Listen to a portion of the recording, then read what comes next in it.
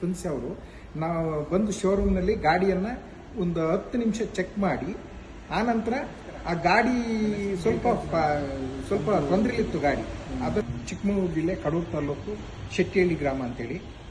ನಾನು ಹಿಂಗೆ ಫೇಸ್ಬುಕ್ಕಲ್ಲಿ ನೋಡ್ಬೇಕಾದ್ರೆ ಸತೀಶ್ ಅವರು ಗಾಡಿನ ಯಾವ್ದು ತಗೋಬೇಕು ಯಾವ್ದು ತಗೋಬಾರ್ದು ಯಾವ ರೀತಿ ಗಾಡಿ ತಗೋಬೇಕು ಅನ್ನೋದ್ರ ಬಗ್ಗೆ ಫೇಸ್ಬುಕ್ಕಲ್ಲಿ ಅಪ್ಲೋಡ್ ಮಾಡ್ತಾ ಇದ್ರು.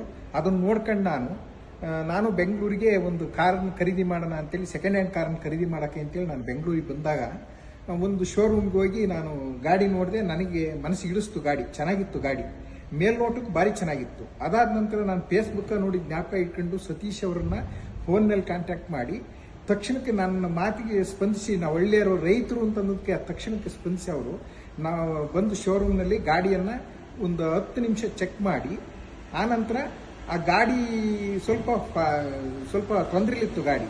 ಅದನ್ನು ಅವರು ಇದ್ರಿಗೆ ಏನು ತೋರ್ಪಡಿಸ್ಕೊಂಡಲೆ ನಾವು ರೈತರಾಗಿರೋದ್ರಿಂದ ರೈತರೇನು ಕಸ್ಟಮರ್ ಎಲ್ಲರಿಗೂ ಒಂದೇ ರೀತಿ ನೋಡ್ತಾರೆ ಅಂತ ಇಟ್ಕೊಳ್ಳಿ.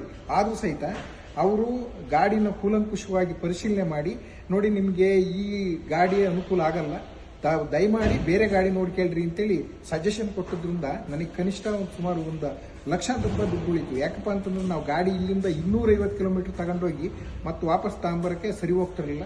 ಅದರಿಂದ ನಮಗೆ ರೈತರಿಗಂತೂ ಭಾರಿ ಏಳು ಮಾಡಿಸಿದಂಥ ಒಬ್ಬ ಉತ್ತಮವಾದ ರೈತ ಮಿತ್ರರಾಗಿ ಇರೋದ್ರಿಂದ ನಮಗೆ ಖಂಡಿತ ರೈತರಿಗೆ ಅನುಕೂಲ ಆಗುತ್ತೆ. ತಾವು ದಯಮಾಡಿ ಏನಾದ್ರು ಮುಂದೆ ಯಾರು ಗಾಡಿ ತಗೋಬೇಕು, ಸೆಕೆಂಡ್ ಹ್ಯಾಂಡ್ ಗಾಡಿ ತಗೋಬೇಕು ಅಂತನ್ನೋರು ಅವ್ರನ್ನ ಕಾಂಟ್ಯಾಕ್ಟ್ ಮಾಡಿದರೆ ಆ ಕಾಂಟ್ಯಾಕ್ಟ್ ನಂಬರನ್ನು ಅವರು ಫೇಸ್ಬುಕ್ಕಲ್ಲಿ ಅಪ್ಲೋಡ್ ಮಾಡ್ತಾ ಇರ್ತಾರೆ. ತಾವು ದಯಮಾಡಿ ಅವ್ರನ್ನ ಕಾಂಟ್ಯಾಕ್ಟ್ ಮಾಡಿ ನಿಮ್ಗೆ ಯಾವ ಗಾಡಿ ಬೇಕು ಅನ್ನೋದ್ರ ಬಗ್ಗೆ ನೀವು ಅವ್ರನ್ನ ಇಟ್ಕೊಂಡು ನೀವು ಅದನ್ನು ಗಾಡಿ ತಗೋಬಹುದು. ಯಾಕಪ್ಪ ಅಂತಂದ್ರೆ ನಾನು ಈಗ ಇನ್ನೊಂದು ಗಾಡಿ ತಗೋಣ ಅಂತ ಬಂದೀನಿ. ಗಾಡಿ ನೋಡಿದೆ, ಚೆಕ್ ಮಾಡಿದ್ರು, ಭಾರಿ ಚೆನ್ನಾಗಿದೆ, ಗಾಡಿ ತಗೊಂಡು ಹೋಗಿ ಅಂತ ಹೇಳಿದ್ದಾರೆ. ಅವ್ರನ್ನ ಮಾತನ್ನು ನಂಬ್ಕೊಂಡು ನಾನು ಗಾಡಿ ತಗೊಂಡು ಹೋಗ್ತಾ ಇದ್ದೀನಿ.